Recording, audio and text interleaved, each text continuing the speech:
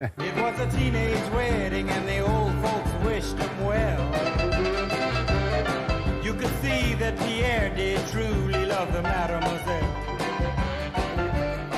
And now the young monsieur and madame have rung the chapel bell. Oui, vous avez tous reconnu. On est en train de papoter entre nous avec Frédéric, Henri-Jean qui vient d'arriver. Asseyez-vous, je vous en prie, très cher. C'était Pulp Fiction, qui était une palme d'or aussi. Mais oui, absolument. Voilà, on parle de la musique. Alors, on en est au 71e. Nous sommes à 2 jours du palmarès. On a bien sûr évoqué tout à l'heure, très tôt ce matin déjà, votre petit palmarès à vous. Oui, et celui des critiques, voilà, un petit palmomètre. Qu'est-ce qui se profile, même si, encore une fois, je rappelle que ce ne sont pas les critiques, les journalistes qui votent, mais bien Madame la Présidente Cate Blanchett et son jury. Il y a 3 films là qui sortent du lot, à savoir qu'il y a encore 4 films en compétition qui vont être présentés durant ces 2 prochains jours. Tout d'abord, il y a un film russe. Vous allez voir un extrait qui s'appelle Leto, littéralement l'été.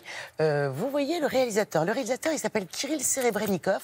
Alors lui, son film était en compétition, mais lui, il n'était pas présent sur la croisette pour la simple et bonne raison qu'il est assigné à résidence par le régime russe. Oui, on lui reproche d'avoir détourné des fonds publics pour sa troupe de théâtre. Il semblerait que ce soit plutôt pour des raisons politiques et de censure. Voilà. Alors, ce film, c'est une ode à la créativité et à la jeunesse amoureuse. Il nous fait suivre le parcours d'une rockstar, donc une histoire vraie, une rockstar qui est décédée maintenant, Viktor Tsoï, l'idole des jeunes dans la Russie d'avant Gorbatchev. Voilà, ce film-là vraiment fait office aujourd'hui de chouchou talonné de tout près par un film français, Cocorico, de Christophe Honoré.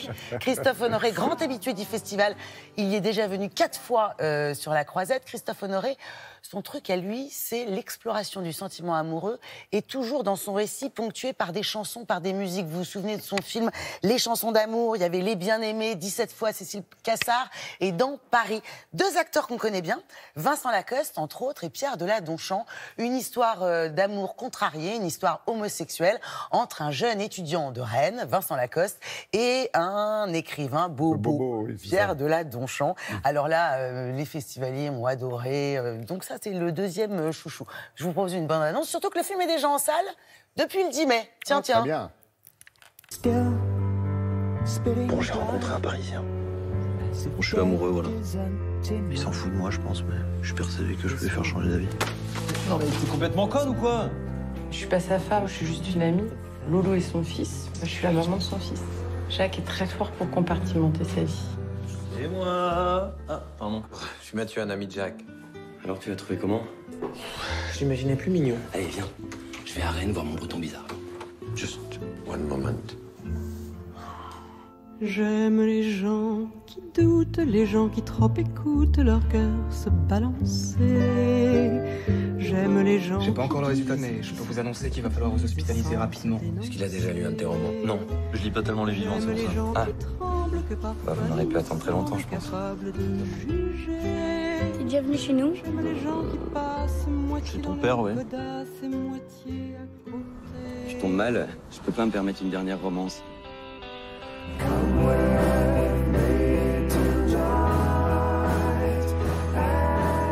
Je pars vivre à Paris.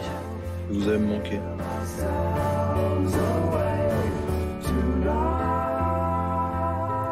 Joli titre, hein? Ouais, je ne l'ai pas dit en plus. Plaire, aimer, courir vite. Donc ça, c'est déjà en salle, Christophe Honoré. Et puis, il y en a un aussi qu'on ne peut pas oublier parce que franchement, il ressort du lot. On en a parlé hier, donc je vais faire court.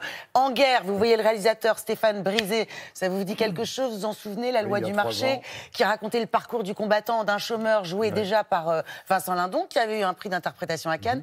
Ces deux-là, c'est très réjouissant, sont de retour pour souligner un autre combat, celui des syndicalistes, du mouvement social, des combats sociaux, toujours filmer des longs plans séquences avec des acteurs non professionnels.